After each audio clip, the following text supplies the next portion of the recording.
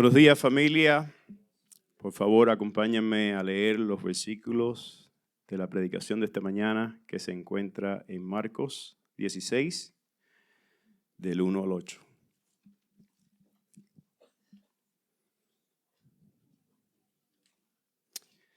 Pasado el día de reposo, María Magdalena, María, la madre de Jacobo, y Salomé compraron especias aromáticas para ir a ungir el cuerpo de Jesús. Muy de mañana, el primer día de la semana, llegaron al sepulcro cuando el sol ya había salido. Y se decían unas a otras: ¿quién nos removerá la piedra de la entrada del sepulcro? Cuando levantaron los ojos, vieron que la piedra, aunque era sumamente grande, había sido removida. Entrando en el sepulcro, vieron a un joven sentado al lado derecho, vestido con ropaje blanco. Y ellas se asustaron, pero él les dijo: no se asusten, ustedes buscan a Jesús, el Nazareno, el que fue crucificado. Ha resucitado, no está aquí. Miren el lugar donde lo pusieron. Pero vayan, digan a sus discípulos y a Pedro: Él va delante de ustedes a Galilea. Allí lo verán, tal como les dijo. Y saliendo ella, huyeron del sepulcro, porque un gran temblor se espantó. Porque un gran temblor y espanto se había apoderado de ellas. Y no dijeron nada a nadie porque tenían miedo. Padre Dios, nuevamente venir ante ti, no lo hacemos porque es simplemente costumbre. No oramos una y otra vez como iglesia porque se supone que eso es lo que hacemos. En cada oración como esta previo a la predicación de tu palabra, oramos conscientes que a menos de que tú nos escuches, a menos de que tú nos hables, a menos de que tú uses tu palabra como espada de doble filo que penetre hasta lo más profundo de toda nuestra vida, todo nuestro ser, saldremos igual. Por eso oramos en humildad y en dependencia, sabiendo que tú escuchas y sabiendo que para esto tú has diseñado la congregación, el congregarse para ser estimulados, exhortados, amonestados y crecer en buenas obras y en amor. Así que, Padre, enséñanos una vez más quién tú eres por lo que tú has escrito en tu palabra, en la cual confiamos. Gracias por esta mañana. En el nombre de Cristo Jesús oramos. Amén. Pueden tomar asiento, familia. No sé si recuerdas, pero en abril 3 del 2022 comenzamos esta serie por el Evangelio de Jesús según Marcos. Abril 3 del 2022 comenzamos esta serie que la titulamos Sostenidos por Jesús. Han pasado ya un año y tanto, ya van a ser 2 años, iban a ser 2 años, pero hoy vamos a concluir con una nota muy alta. Es decir, queremos concluir el Evangelio de Marcos que hemos estado caminando con una mirada fresca en la persona de Jesús. Es decir, yo oro y pido a Dios que a lo largo de estos 60 y tantos, si no fueron 70 y tantos sermones de Marcos, no hayan sido meramente ruido para nuestros oídos, no hayan sido meramente información la cual procesaste y olvidaste. Realmente la oración de haber estudiado Marcos era para que viéramos a Cristo desde la palabra de Cristo. La idea era que fuéramos retados a retener cosas que se nos ha enseñado sobre Cristo, pero a la misma vez examinar nuestro corazón y convicciones o creencias que nos dijeran cosas sobre Cristo, las cuales Cristo no ha dicho. Entonces, la idea de esta serie de Marcos es para que tú recuerdes quién te sostiene. Es para que, al igual que el apóstol Juan, tú puedas escuchar y ver lo siguiente. Que cuando Juan se acerca ante el trono en Apocalipsis, de cuando lo vi a este Hijo del Hombre, caí como muerto a sus pies. Y esto va a ser para entender la respuesta de estas mujeres ante el mensaje que el ángel les dio. Caí como muerto, dice Juan. Y él puso su mano derecha sobre mí diciendo: no temas, yo soy el primero y el último, y el que vive y estuvo muerto, pero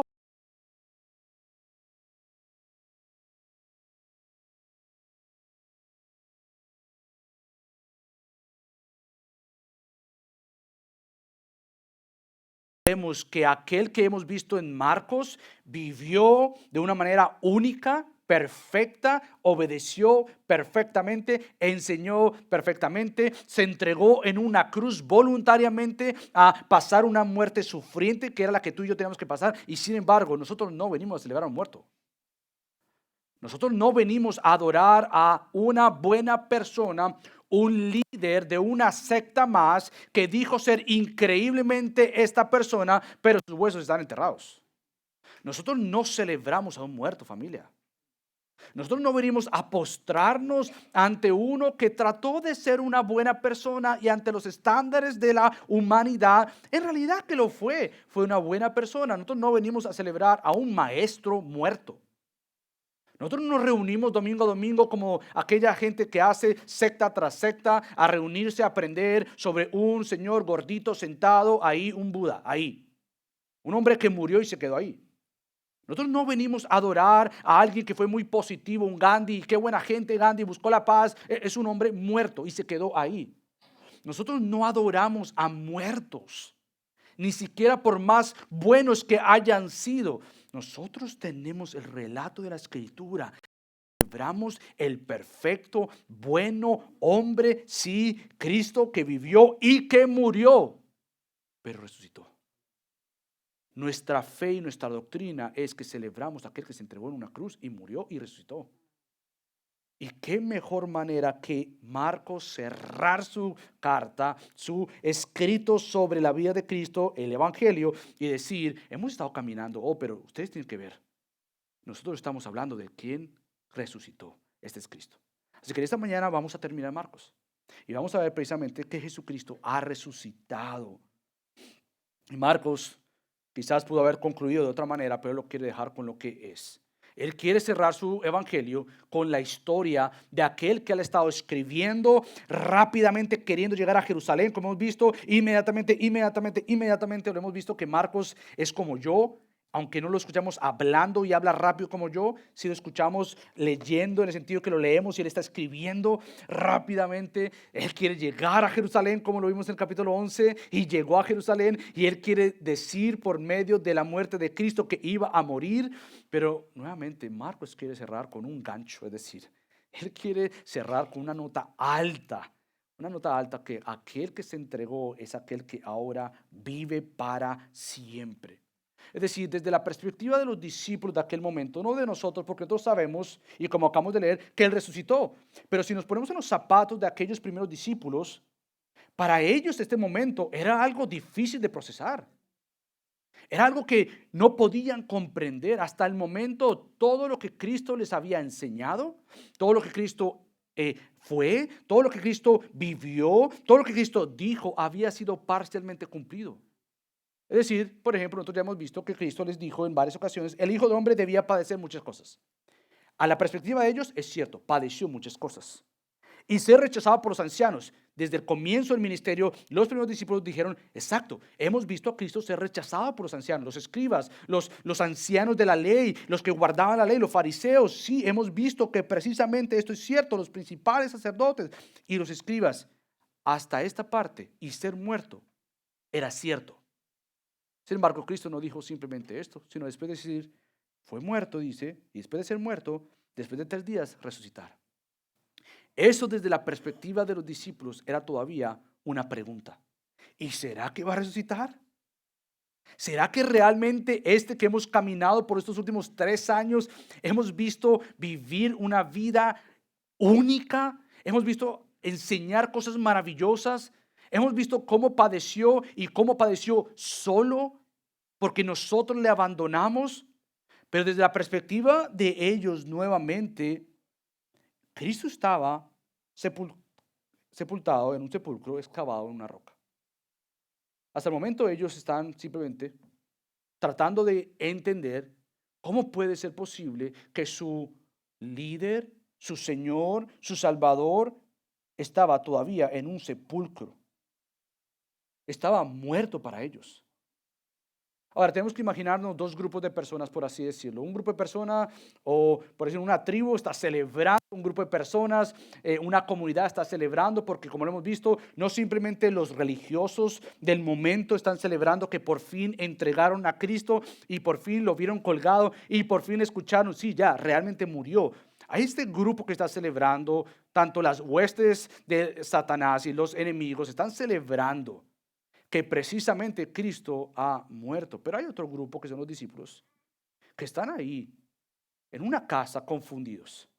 Estaban orando, pero realmente si nos llegamos a imaginar, estaban imaginándose todo lo que Cristo les dijo, todo lo que Cristo enseñó, pero ahora están escondidos, asustados posiblemente porque su líder, su Señor, su Salvador, en aquel que pusieron toda su confianza y dejaron absolutamente todo, estaba muerto. Estos dos grupos, por así decirlo, son ilustrados en una de mis películas favoritas. Yo no sé cuántos de ustedes han visto Narnia, pero quiero animarte. Una de sus películas son una trilogía o tres películas. Una de estas películas muestra a Aslan. Aslan es representado en un león, pero Aslan está hablando con Hades o Jadis, que es la bruja blanca. Y Jadis le dice a Aslan, tú sabes que si hay un traidor, tiene que morir. Ese traidor era uno de los hermanos Edmond que tenía que morir por haber traicionado. Pero Aslan en una conversación privada con esta bruja blanca le dice, yo voy a morir por él. Y estando estos dos en una conversación, sale la bruja blanca sonriendo, Aslan sale detrás y después camino hacia una piedra grande, están yéndose allá y hay una fiesta. Los ejércitos de la bruja blanca están celebrando. Tenemos a Aslan, los tienen amarrado, lo amarran, lo ponen en una piedra, hasta que finalmente la película muestra la imagen de esta bruja blanca levantando un puñal y clavándoselo a Aslan. Y ahí muere. En ese momento hay una gran fiesta. Están celebrando estas multitudes, hemos matado a Aslan, se ha acabado el dominio de este gran león. Pero por otro lado encontramos a los hermanos y al ejército de Aslan preocupados. Las imágenes muestran entonces la cara de estos que están confundidos, están lamentándose, están tristes, porque precisamente su rey murió. Así que yo quiero animarte a algo, ya que estamos terminando Marcos. Usa toda oportunidad para recordarte lo que Cristo hizo. Tienes un tiempo para sentarte con familia, padres, esposos, vean estas películas que les van a ayudar a tener una perspectiva de lo que hemos caminado como iglesia. A lo largo vamos a ver que precisamente Aslan no quedó muerto y como ya sabemos, Cristo no quedó ahí muerto. Vamos a ver cómo más tarde iba a ser resucitado, pero nuevamente a la perspectiva de los discípulos, ellos lo único que tenían en ese momento eran memorias. Habían caminado 3 años con Cristo. Imagínate que tú después de 3 años caminar con Cristo, ver su hacer y ver su ser, es decir, bien quién era y lo que hizo. En este momento lo único que saben es que fue puesto en un sepulcro, en una roca o en medio de una roca con una piedra que sellaba la entrada. Están completamente confundidos al ver que su Salvador había sido asesinado y estaba en una tumba, por así decirlo. Ese día del reposo que Marco nos dice, pasado el día de reposo, María Magdalena, María la madre de Jacobo y Salomé compraron especies aromáticas para ir a ungir el cuerpo de Jesús. Esto era un sábado muy triste y muy diferente. Los sábados, la costumbre de los judíos era tener este tiempo de meditación, de recordar, de no hacer nada más que meditar en el descanso que el Señor había hecho después de terminar la creación. Pero este era un sábado muy diferente para los discípulos. Cristo por los últimos 3 años había estado con ellos celebrando el sabático. Y este sábado hay un silencio completo. Hay un silencio que está completamente con los discípulos. Están lamentándose porque su Salvador ha sido entregado. Y lo único que vemos que el texto nos dice es que nuevamente estas mujeres que nosotros vimos la semana pasada, estas mujeres del versículo 40, había también unas mujeres mirándolo de lejos, eso es Cristo ya yendo en la cruz, entre las que estaban María Magdalena, María la madre de Jacob, el menor de José y Salomé, las cuales cuando Jesús estaba en Galilea lo seguían y le servían. Estas mismas mujeres que ahora Marco nos dice que muy de mañana, el primer día de la semana, llegaron al sepulcro cuando el sol ya había salido. Estas mujeres que habían servido a Cristo estando vivo, son las mismas mujeres que ahora quieren servir a Cristo pero estando muerto.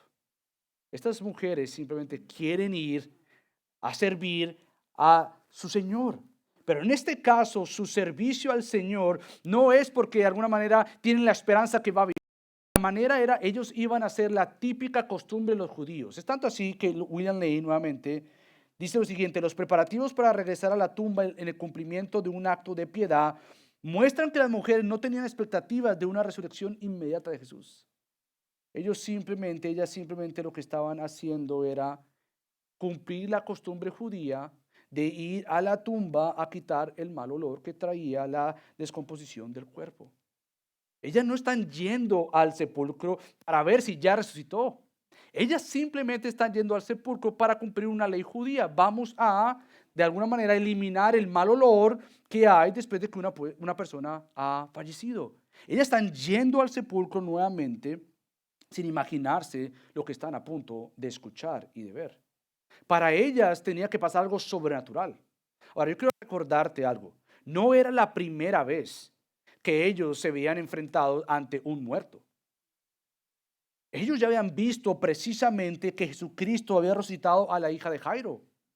¿Te acuerdas cuando vimos en Marcos 5 que Cristo entró al lugar y le dijo a esta niña, Talita cum, niña, a ti te digo, levántate? Y la niña inmediatamente se levantó. No simplemente fue con la hija de Jairo, pero también escucharon a Cristo en el capítulo 12 hablando con los saduceos que negaban la resurrección, y Cristo los corrige diciéndole: ustedes están mal. ¿Por qué? Porque ni entienden las escrituras ni el poder de Dios, porque Dios no es un Dios de muertos, pero es un Dios de vivos. Nuevamente, ellos podían tener toda la escritura en su mente. Ellos pudieron haber visto a Cristo hacer lo que nadie más había hecho, pero había una realidad ante ellas. Es que aquel que había hecho estas cosas es el mismo aquel que había dicho en Juan, le dijo a Marta: yo soy la resurrección y la vida. Después de decir esto, ¿te acuerdas qué fue lo que hace Cristo? Cristo levanta de la muerte al hermano de Marta y María y a su gran amigo Lázaro, diciéndole: Lázaro, sal fuera. El problema entonces no era que no habían experimentado un poder soberano, el poder de Dios. El problema ahorita era que quien había hecho tales cosas estaba muerto. Ellos habían visto a Cristo ejercitar todo su dominio, todo su poder, toda potestad, toda autoridad, y decirle a un muerto: levántate, y ese muerto se levantaba. Ahora, el que le dijo a un muerto: levántate, y se levantó, está muerto. Desde el punto de vista de ellas, aunque había la posibilidad de un levantamiento de un muerto, ellas no tenían tal potestad. Ellas pudieron haberse parado detrás de esa piedra y haber dicho: en el nombre de Cristo, levántate, y nada hubiese pasado.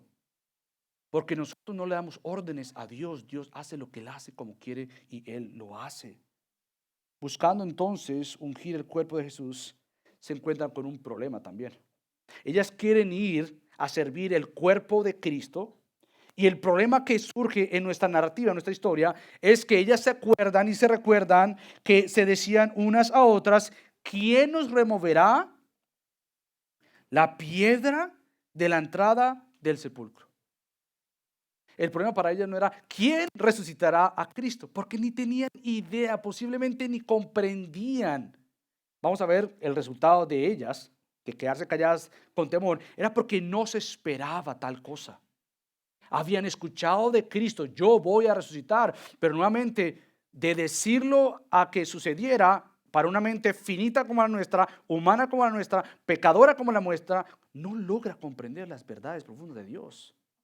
Ellas se encuentran con este problema nuevamente, que estando oyendo hacia el sepulcro, se encuentran con que había una gran piedra que estaba guardando la entrada. Ahora, esta piedra obviamente era rodeada por varios hombres, porque obviamente estaba puesta ahí y se podía rodar, se podía girar, o podía girarse hacia un lado. Bueno, en este momento ellas se encuentran con que ellas mismas no pueden, por más que sean 3 mujeres, jamás van a poder mover esta gran piedra, que se necesitaba varios soldados para mover esta gran piedra. Sin embargo, Marcos resalta algo aquí asombroso. Marcos dice: cuando levantaron los ojos, vieron que la piedra, aunque era sumamente grande, había sido removida. Ahora, nosotros no nos podemos quedar simplemente en que una piedra fue removida. El punto aquí que Marcos quiere hacer no es que nos sorprendamos con que la piedra fue removida, ni tampoco que nos sorprendamos que este ángel que vamos a ver les dijo tal cosa. El punto aquí de sorpresa, de wow, es que la roca Cristo había resucitado. Eso es lo que Marcos ha querido decir una y otra vez. No te enfoques en cuán grande era la piedra movida. Ni siquiera te dice cómo fue movida o quién la movió. Es interpretación, quién la movió. Ni siquiera te dice nuevamente si el foco es cómo era el ángel, aunque lo dice de cierta manera. El foco aquí que debemos llevarnos a nuestro corazón es nuevamente el afán de Marcos ha sido que mostrar a Cristo como el único Cristo. Como aquel que había dicho que iba a venir y vino, como aquel prometido y llegó, como aquel que lo que dijo se cumplió, como aquel que dijo yo voy a morir y voy a servir dando mi vida y sirvió dando su vida, pero como aquel que dijo también yo resucitaré. Y Marco lo que quiere hacer resaltar nuevamente es que Cristo había sido resucitado. Entonces el giro de esta historia no es ni siquiera que la piedra fue movida, ni siquiera es el ángel. La historia aquí es en el mensaje del ángel. Ahora, obviamente, como lo hemos dicho varias veces en esta iglesia, un ángel, bíblicamente hablando, no es aquella realidad que está en nuestros tiempos, en nuestra cultura, que un ángel es un bebé desnudito con alitas y lo ponemos de decoración. Eso es una cosa pagana que no existe en la Biblia. Un angelito que tú le hagas así. No, un angelito se te aparece. Óyeme, no es cualquier cosa. No es cualquier cosa. Bíblicamente hablando, los ángeles no son un juguetico, un bebito indefenso, angelitos, criaturas desnuditas ahí perfectamente tranquilitos. No, nuevamente, aunque son criaturas en el sentido que fueron creadas por Dios como nosotros, la Biblia habla de maneras de estos ángeles que nos aterrarían si nos encontramos con ellos. Son cosas, criaturas de Dios, ángeles, que al aparecerse tenían que anunciar cuáles eran sus intenciones de venir. ¿Tú ves la historia de los ángeles? Normalmente la sorpresa de ver un ángel no era, ay, qué lindo, ¿puedo jugar con tu alita? No. La sorpresa de encontrarse con un ángel era, o este viene en son de juicio, boom, acabar a todo el mundo con toda la autoridad de Dios, o este viene en son de paz. Por tanto, los anuncios de los ángeles bíblicamente son cruciales para entender cuáles son las motivaciones y por qué Dios envió.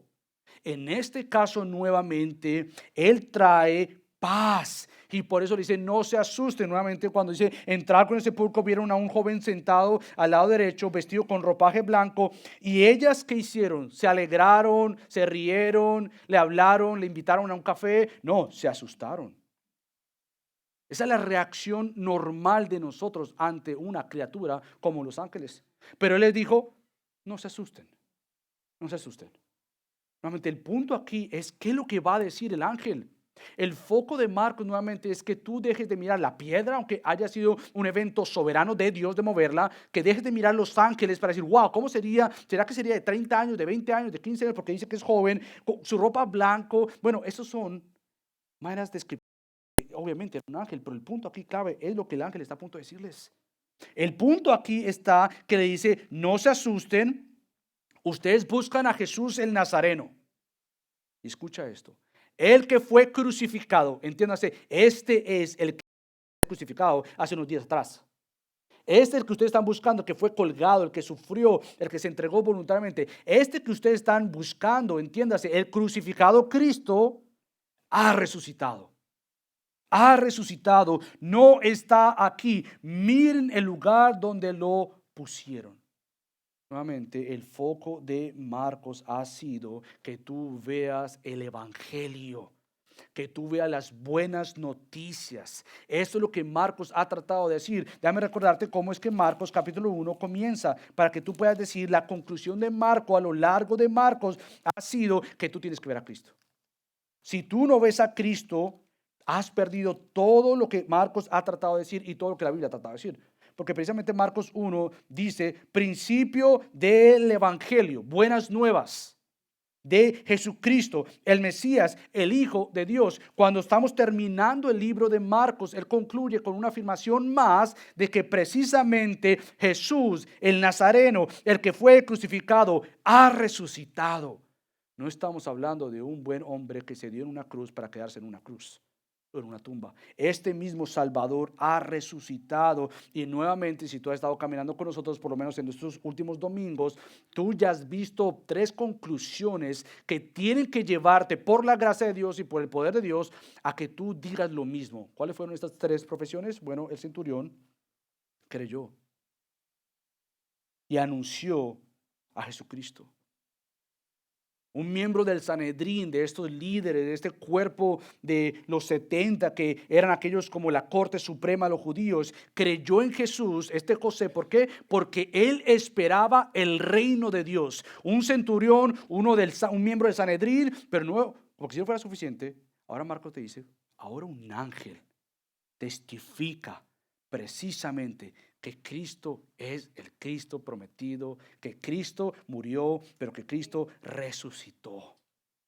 Nuevamente regresando a la película de Narnia, después de celebrar que obviamente habían matado a Aslan, está ahí, los niños, los hermanos van y se echan sobre el león porque ha muerto, están llorando, ha muerto, pero de repente empieza a moverse la roca, empieza a haber ruido y de repente lo que encuentran es que Aslan ha resucitado. Todo el ejército de Aslan está siendo perseguido por el ejército de la bruja blanca, están perdiendo, pero el león se levanta y ahora montado en Aslan para defender a su pueblo. Cristo se entregó por nosotros voluntariamente. Y Cristo, como nuestro Señor, nuestro Salvador, está por delante de nosotros, está peleando por nosotros, está cambiándonos a nosotros. Por lo tanto, estos de la bruja blanca tenían ya contados sus días. Porque Aslan sabía que al morir iba a resucitar para darle victoria a su pueblo. Tú y yo somos parte del equipo ganador por la gracia de Dios. Tú y yo somos parte del ejército comprado por Cristo con alto precio y esta es su sangre. Por tanto, ya el ángel llama a las mujeres, después de haberles dado esta buena noticia, el que fue crucificado ha resucitado. Pero vayan, digan a sus discípulos y a Pedro, él va delante de ustedes. Nuevamente, él está liderando. Hemos visto a lo largo de Marcos que Cristo no es un pastor pasivo, como Adán lo fue con Eva. Cristo lidera a su pueblo intencionalmente, capazmente. Él está liderándolo. Nosotros como hombres debemos imitar a nuestro Señor que lidera intencionalmente. Cristo está liderando a su pueblo, está liderando a sus discípulos y el ángel dice, él va delante de ustedes a Galilea, allí lo verán tal como él les dijo. Hasta el momento eso había sido una promesa. Recuerda que Marcos nos dice que Cristo le dice a sus discípulos en Marcos 14, versículo 28, eso es lo que él les dijo. Pero después de que yo haya resucitado, iré delante de ustedes a Galilea. Hasta el momento todo esto era como resucitado, iré delante de ustedes a Galilea. Seguro no entendían, no comprendían lo que Cristo quiso decirles aquí. Antes de ser crucificado o aún antes de ser arrestado, ya Cristo les dijo, mira, yo voy a morir, yo voy a resucitar, pero los espero allá. Ese es el soberano Señor, que sabiendo por lo que pasaría, sabría lo que pasaría después de su muerte. Ser resucitado para liderar a su pueblo. Por tanto, el ángel toma las mismas palabras de Cristo y le dice, Él les había prometido a ustedes que resucitaría, pues ha resucitado. Pero no simplemente esto. Cristo va delante de ustedes y los va a ver en Galilea. Por lo tanto, las mujeres tenían que anunciar este gran mensaje de buenas nuevas, este mensaje de esperanza. Pero recuerdas que también vimos en Marcos 14 la última vez que Pedro es mencionado. ¿Te acuerdas que yo dije que Pedro, esta es la última vez que era mencionado hasta ahora mismo, que iba a volver a ser mencionado? Pero vimos que lo último que escuchamos de Pedro era que él se echó a llorar. ¿Y por qué fue que se echó a llorar? No fue porque estaba triste de ver a su Cristo sufriendo. Fue porque precisamente se dio cuenta que había pecado en negar a Cristo.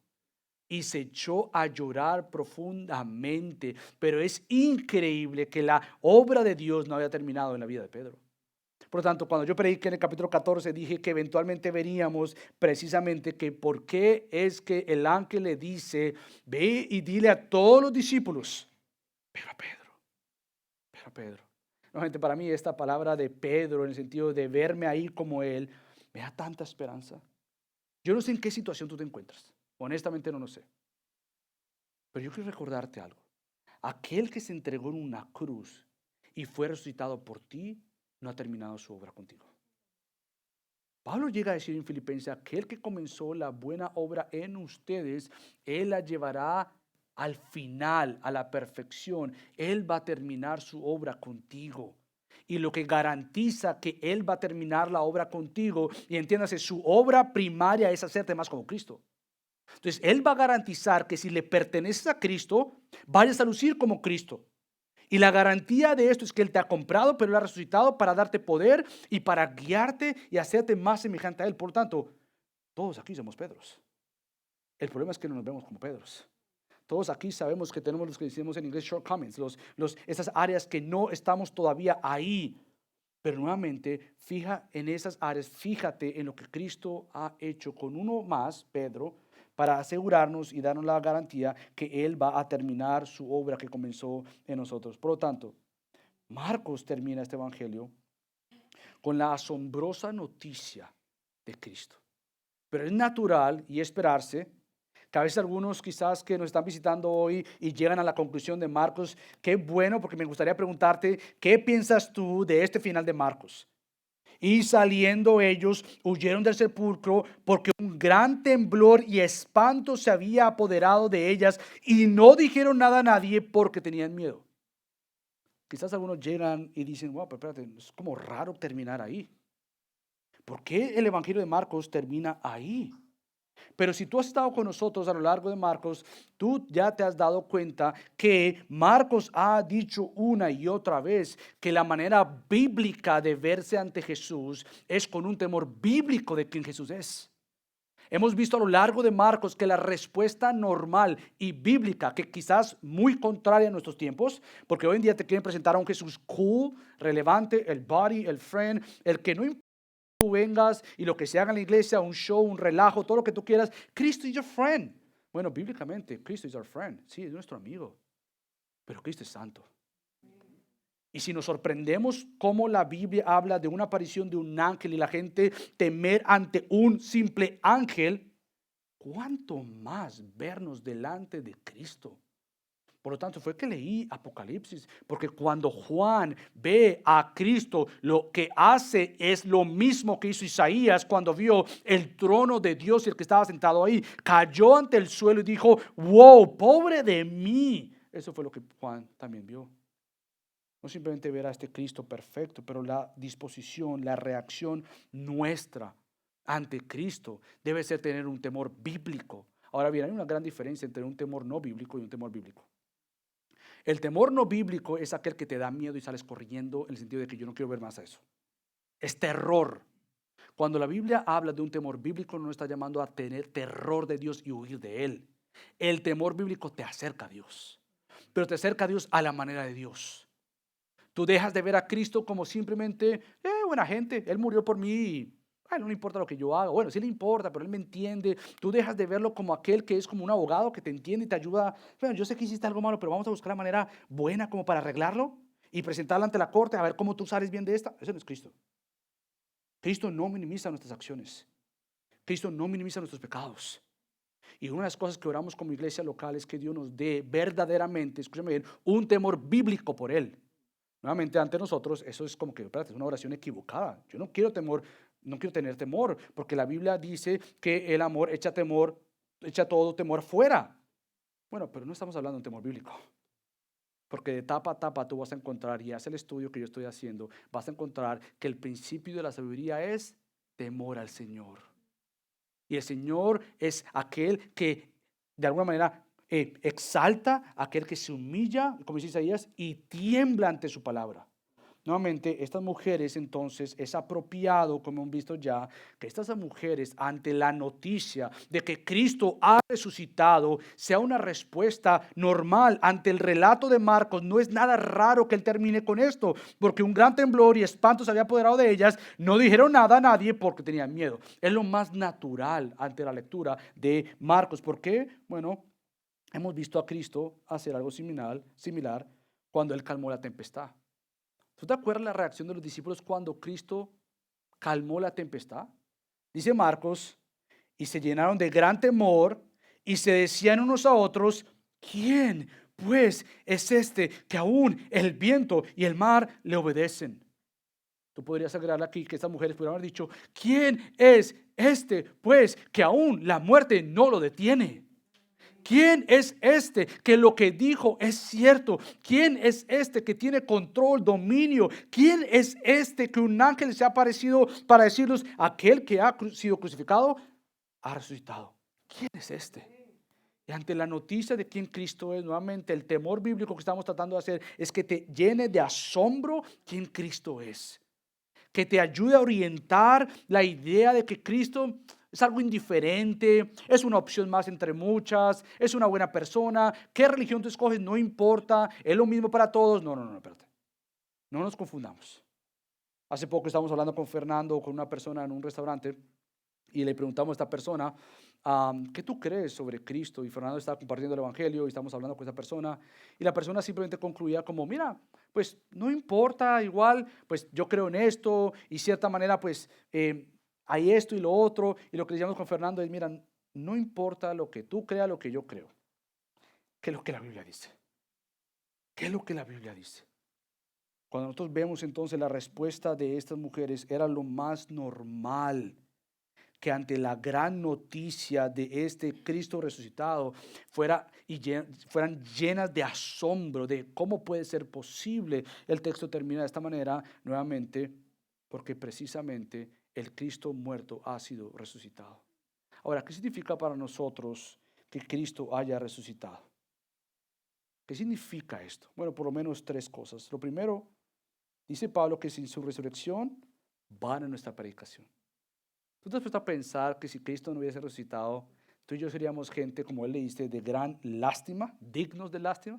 Esta gente ridícula que cree que Cristo resucitó. Esta gente que se reúne domingo a domingo a escuchar de un Cristo que supuestamente resucitó, él no resucitó, él se quedó en una tumba. Seríamos realmente gente de lástima. Nuestra predicación sería una tontería, sería una locura, aunque para muchos es una locura. Realmente sería la pérdida de tiempo más grande de tu vida si Cristo no hubiese resucitado. Tu fe sería una fe falsa. Más bien, porque Cristo resucitó, querido creyente, tú tienes una fe viva. Una fe viva. Pero esta fe viva tiene que ser alimentada. No puede ser simplemente una fe viva que tú digas, sí, yo creo en Cristo, Él resucitó y genial. No, una fe real. Tú crees porque realmente estás convencido que lo que tú crees es verdadero. Tú crees tan seguramente que lo que está acá es cierto, que ante mentiras que vengan otras religiones o ideologías o enseñanzas, tú puedes estar tan seguro y convencido que tu fe es una fe viva, verdadera y veraz. ¿Por qué? Porque está cimentada en la persona de Cristo revelada en la palabra de Dios. Tú tienes que estar convencido de esto. Porque si no, mira, si Cristo para ti no ha resucitado, realmente vivir una fe sin la esperanza de que Cristo ha sido resucitado sería una pérdida de tiempo. Tú tienes por gracia la verdad absoluta de Dios. Tú tienes la verdad absoluta y tú lo puedes decir con mucha humildad, con mucha gracia, pero tú tienes la verdad absoluta. Yo sé que para nuestro tiempo esto es arrogante, es quien se cree esta persona, porque todos tenemos ciertas partes de la verdad en un mundo relativo, donde lo que tú dices es verdad y lo que yo digo es verdad, así que todos de fiesta. No, no es cierto. Tú tienes por gracia una verdad absoluta. Y esa verdad absoluta no es verdad absoluta porque tú lo dices que es verdad absoluta. Es una verdad absoluta porque quien dice que es una verdad absoluta es el Dios absoluto. Él es quien dice, esta es mi palabra, yo soy el verdadero, yo soy el que estaba muerto, yo soy el que estoy vivo y para siempre viviré. Tú tienes entonces tu verdad en la palabra de Dios y este Dios es un Dios soberano y supremo. Segundo, si Cristo no hubiese resucitado, el Espíritu Santo entonces no moraría en ti. Si Cristo no hubiese resucitado, el Espíritu Santo no moraría en ti, no habitaría en ti, no residiría en ti para hacerte más como Cristo. Precisamente era necesario que Cristo no simplemente muriera para comprar el nuevo pacto, resucitara para asegurar el pacto, pero ascendiera. ¿Por qué? Porque es necesario que yo me vaya. Les conviene que yo me vaya. ¿Por qué? Porque enviaré al otro consolador. Este consolador, a diferencia del Antiguo Testamento, no simplemente va a estar con ustedes, pero Cristo dice va a estar en ustedes. Si Cristo no hubiese resucitado, el Espíritu Santo no fuera nuestra ayuda. No fuera aquel que mora en nosotros, vive en nosotros, nos reúne a nosotros y nos moviliza a nosotros. Si el Espíritu Santo no estuviese con nosotros nuevamente, jamás hubiésemos probado la salvación y la santificación. Cristo resucitó entonces nuevamente para que nosotros le podamos glorificar. ¿Y cómo yo le glorifico a Cristo? Conociéndole. ¿Y cómo yo le conozco a Él? Sirviéndole con todo tu corazón al tener apetito por Dios. Fíjate lo que Pablo dice en Filipenses, que es uno de mis textos favoritos.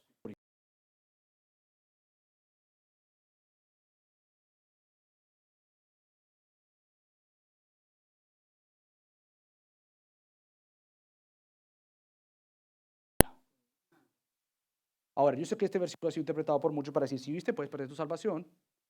Y vamos a ver que eso no es así. Ocúpate, dice Pablo, en tu salvación con temor y temblor. ¿Pero por qué? ¿Porque lo vas a perder? No, porque Dios es quien obra en ustedes, tanto el querer como el hacer para su buena intención. El asombro del temor y temblor es que Dios reside en ti por medio de su Espíritu Santo. Tú eres templo del Espíritu Santo. ¿Cómo puede ser posible que el Dios soberano y grande, que nos asombramos porque residió temporalmente en un templo que fue destruido, cómo puede ser posible que el Espíritu de Dios resida en ti y en mí? Por eso que Pablo dice, usted no tiene nada que ver con el pecado. Nada que ver tiene que ver con el pecado, porque ¿cómo van a poder estar en el pecado y con Dios? Entonces, el trabajar firmemente, ocupándose de nuestra salvación, es porque queremos ver que este Dios que vive en nosotros, obre en nosotros y nos muestre más de nosotros por medio de Cristo. Por lo tanto, Él es quien garantiza tu salvación como tu santificación. Nuevamente, tú, por la gracia de Dios, has sido llamado a ser transformado por Dios.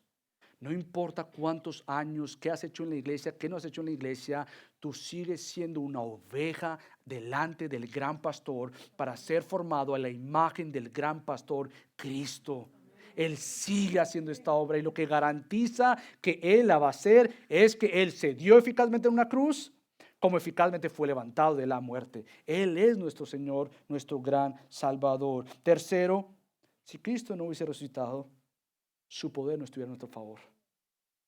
Su poder no estuviese a nuestro favor para darnos fuerzas para glorificarle. ¿Tú te imaginas? Y yo quiero es que tú conozcas esto. A veces nos asombra el poder de un superhéroe, que es ficticio, que es mentiras. Nos imaginamos que quisiera tener el poder de Superman.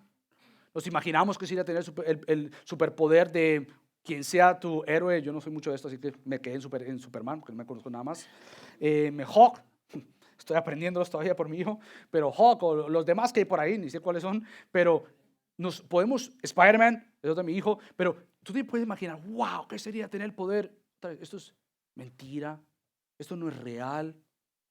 ¿Qué más? ¿Qué tal si nos imaginamos lo que es verdadero? El poder de Dios. El poder de Dios. Pero Pablo dice, el poder de Dios no es simplemente algo lejano, separado, que realmente no podemos probar ni ver. Pablo llega a orar por la iglesia en Éfeso y dice que él ora para que los creyentes puedan ver cuál es la extraordinaria grandeza de su poder. Pero escucha esto. De su poder para con nosotros los que creemos, conforme a la eficacia de la fuerza de su poder, dice él, ese poder obró en Cristo cuando lo resucitó de entre los muertos y lo sentó a su diestra en lugares celestiales. Déjame explicar esto. Pablo ora en Efesios 1, 19 al 20, que así como lo que tomó para levantar a Cristo de los muertos fue el poder de Dios, porque Cristo no se autolevantó, el Padre lo levantó. Al decir, este murió, es mi hijo en el cual yo me he complacido, ya lo he dicho en Marcos, este es mi hijo, murió, yo lo levanto de la muerte, como anuncié, como prometí, y Cristo mismo había dicho, yo voy a tomar mi vida, precisamente el Padre lo levantó. Pablo dice, si te maravillas del poder de Dios que tomó para levantar a Cristo de la muerte, Cristo dice, conoce cómo ese mismo poder que obró en Cristo para ser levantado, es el mismo poder que mora en ti. Ahora, tú puedes poner tu problema que quieras ahí. Y particularmente, déjame hablar del problema de tu pecado o un consecuencia de tu pecado. Imagina lo que te está amarrando ahí, esclavizando ahí. Y tú dices, espérate. Si el poder de Dios que levantó a Cristo de entre los muertos es el mismo poder para conmigo, ¿cómo yo no creerle a Él? ¿Cómo no decir, oh, tú tienes un gran poder para verme libre, libre como Cristo me compró. ¿Cómo no poder tener poder para cambiar nuestras relaciones, nuestros matrimonios, la crianza de los hijos, nuestras amistades entre nosotros? ¿Cómo no creerle a un Dios poderoso? ¿Cómo no creer a un Dios poderoso que me sacia, que me da de Él? ¿Cómo no le creerle nuevamente a este Dios único que confirmó que su Hijo precisamente murió en aquella cruz por nosotros?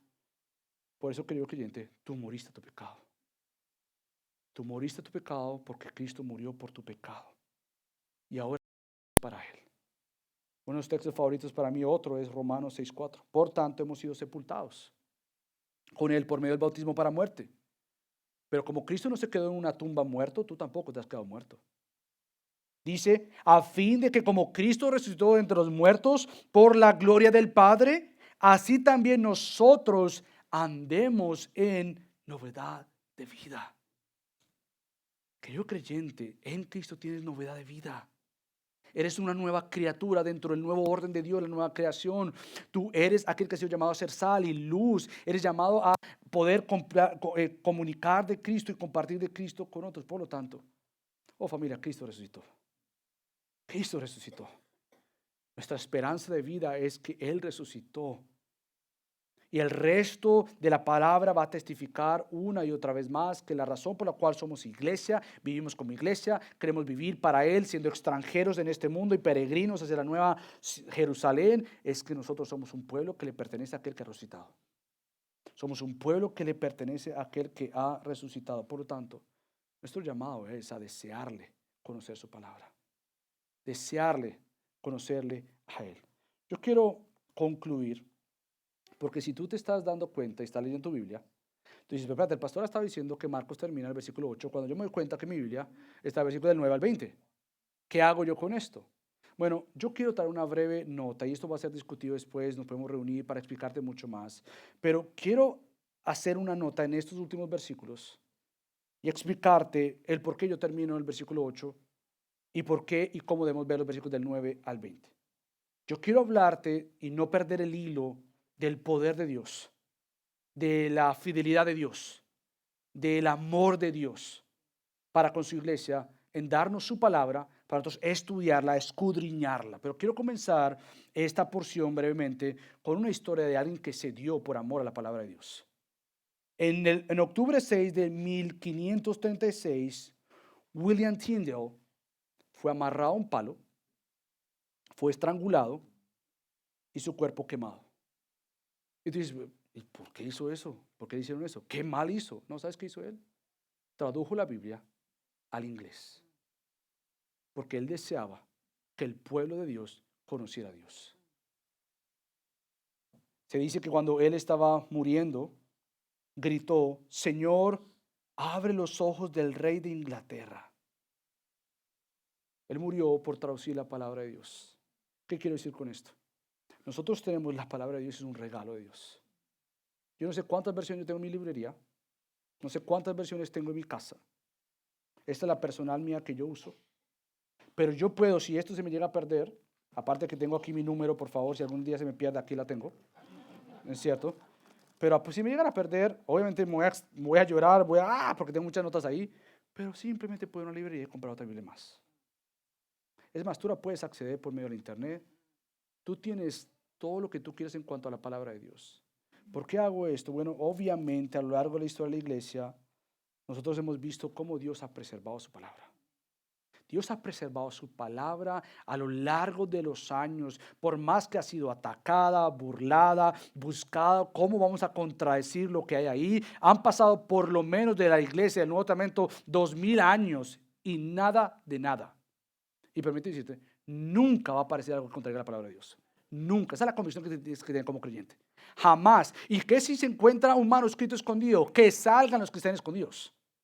Nosotros creemos en la palabra de Dios, porque a lo largo de los años Dios ha guardado la palabra de Dios. Y las traducciones que nosotros tenemos, como esta, en el caso mío yo uso la Nueva Biblia de las Américas, tú podrás usar la Nueva Versión Internacional, puedes tener la Reina Valera, en fin, son traducciones que por la gracia de Dios tenemos. Son traducciones que han tomado mucho tiempo ser elaboradas y entregadas a nosotros.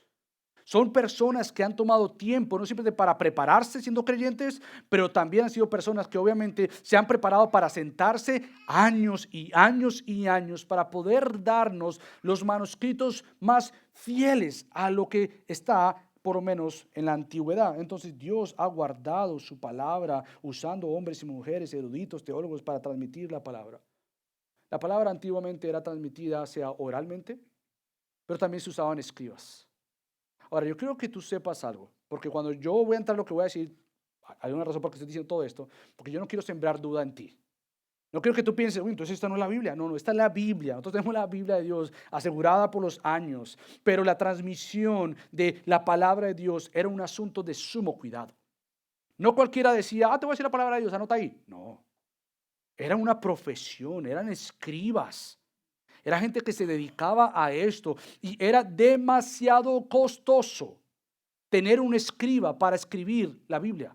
Copiar los originales a copias era muy costoso, era de mucho cuidado. Si se decía verbalmente, tenía que anotarse, ser supervisado. A lo largo de la historia de la iglesia, se ha asegurado que lo que nosotros tenemos en la Biblia es lo que fue dado por lo menos a los apóstoles que escribieron el Nuevo Testamento. Para darte alguna idea, nosotros tenemos por lo menos 5.400 manuscritos. Es, hablando de un libro de religión, por así decirlo, es el libro que tiene más copias y copias que cualquier otro libro. Ahora tú dirás, ¿y para qué me sirve todo esto? Bueno, para darte confianza. Para darte confianza que tú tienes la palabra de Dios. Sí es cierto, nosotros no tenemos los manuscritos originales, pero tenemos copias y copias y copias de los originales que datan tiempo atrás. Ahora, hay una razón por la cual te estoy diciendo todo esto. Nuevamente, nosotros confiamos en que Dios guarda su palabra. Ahora, ¿por qué digo esto? Bueno, yo no sé qué Biblia tú tienes, pero en la mía hay un pie de nota. En el versículo 9, un 1, y abajo dice, algunos de los manuscritos más antiguos no incluyen los versículos del 9 al 20. Hay unas versiones como la nueva versión internacional que los elimina completamente. No están ahí. Ahora, ¿por qué te expliqué todo lo que te acabo de decir? Porque tú tienes que tomar una decisión. Como pastor tengo que tomar una decisión. ¿Qué hago? ¿Predico estos versículos o no los predico? Bueno, es mi convicción quería brevemente darte una idea de lo que, por qué el versículo 8 y no vamos a predicar de los 9 al 20 porque precisamente los manuscritos más antiguos dados a nosotros terminan con Marcos 16 del 1 al 8. Años más tarde, nosotros tenemos manuscritos del siglo 4 donde contienen del 16 del 1 al 8 y después en el siglo 5 se agregaron del 9 al 20. Por tanto, los manuscritos que nosotros tenemos más antiguos no contienen los versículos del 9 al 20. Las traducciones, nuevamente, al comparar lo que se dijo antes, pueden decir, bueno, todo lo que hay escrito aquí en realidad no es que contradiga la palabra de Dios. Por eso lo han mantenido. Cuando vemos, por ejemplo, lo que hay en esos relatos del 9 al 20, se cree que alguien más adelante, un escriba o algo, agregó esto, obviamente porque puede ser un poco abrupto, como raro que Marcos termine con porque gran temblor y espanto se había apoderado de ellas y no dijeron nada a nadie porque tenían miedo. Bueno, eso es lo que Marcos ha tratado de decir. Si tú has estudiado Marcos, sabes que eso es lo que Marcos ha tratado de plasmar. Ante este Cristo soberano, Él es Dios, Él es verdadero y debe honrarse de tal manera. Muchos entonces han tratado de reconciliar lo que se conoce como un final más largo.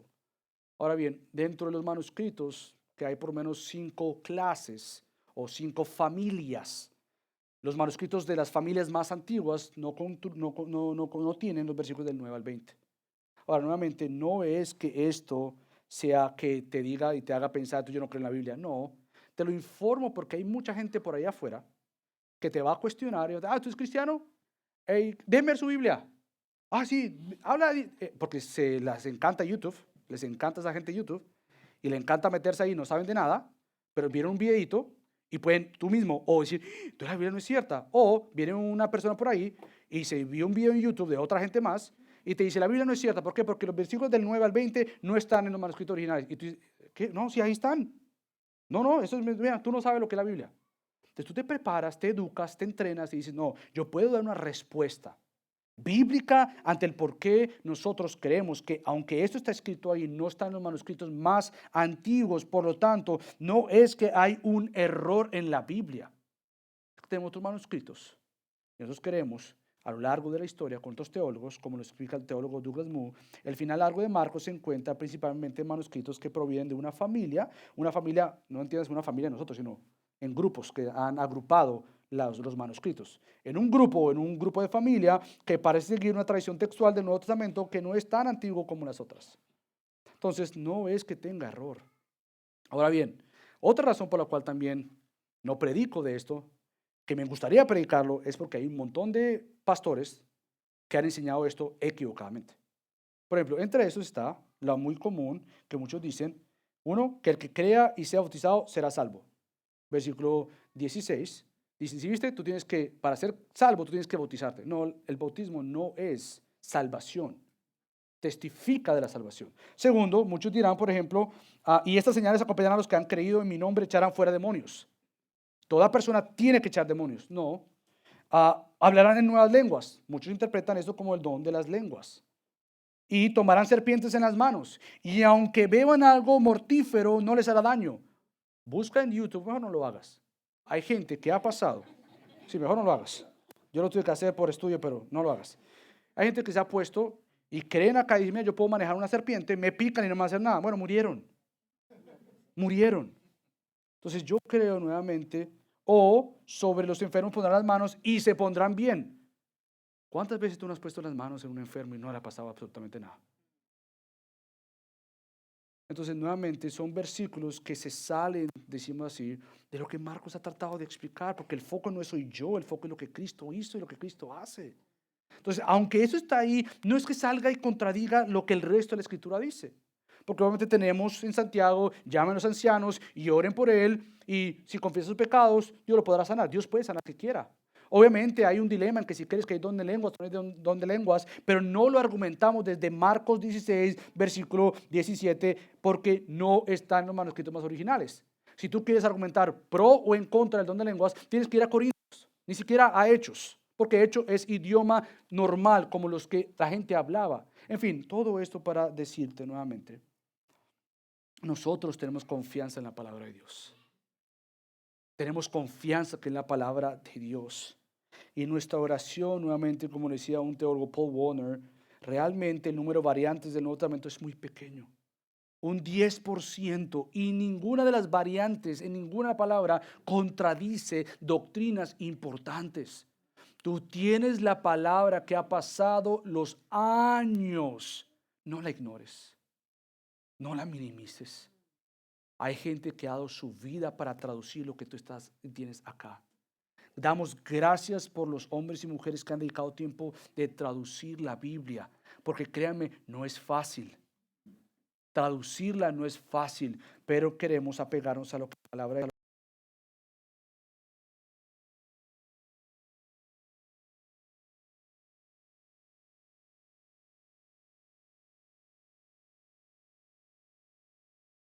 es parte de esta iglesia donde no va a negociar ni minimizar lo que la palabra de Dios dice. No simplemente no la va a minimizar desde el púlpito, pero no la va a minimizar cuando te pastoreemos y te cuidemos.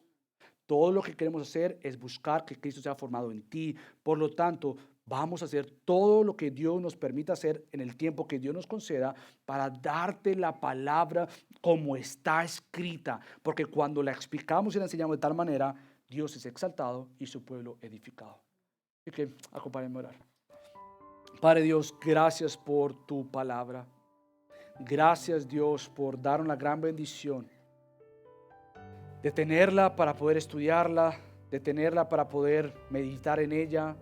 Señor, rogamos que por favor tú nos sigas haciendo un pueblo de tu palabra, un pueblo que sepa escudriñarla, un pueblo que no sea tímido en cuanto a decir que tu palabra es verdadera. Un pueblo, Dios, que aunque muchas de estas cosas quizás no haya sido claro para ellos, no siembre dudas, pero al contrario, mi oración es que siembre hambre.